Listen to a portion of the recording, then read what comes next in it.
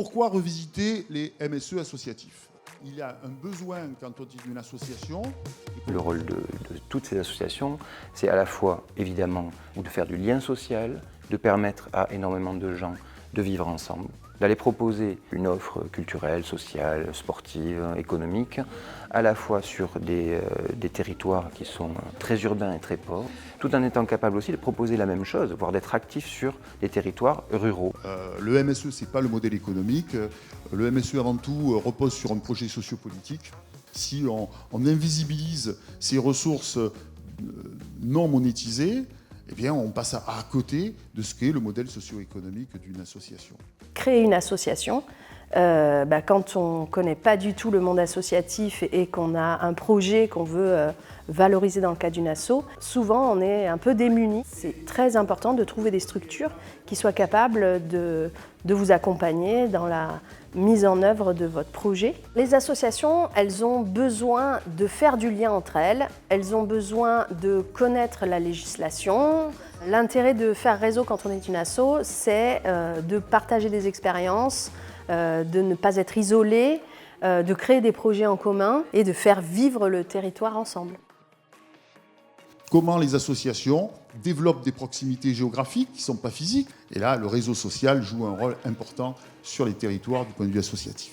Ça crée ce qu'on peut appeler des proximités géographiques, des proximités organisationnelles, puisqu'on met en œuvre des règles communes.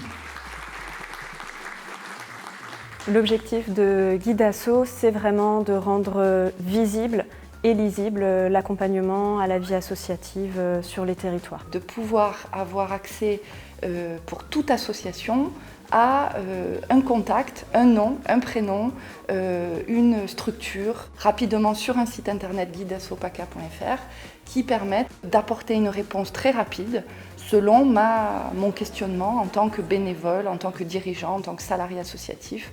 Donc, c'est-à-dire trouver un interlocuteur ou une interlocutrice de proximité rapidement pour apporter à toutes les associations une réponse et un accompagnement gratuit.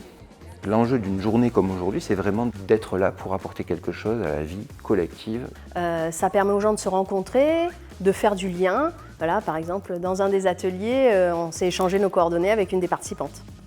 Une journée comme ça permet d'enclencher quelque chose, de lancer une dynamique. Ça montre une richesse et l'envie de travailler ensemble.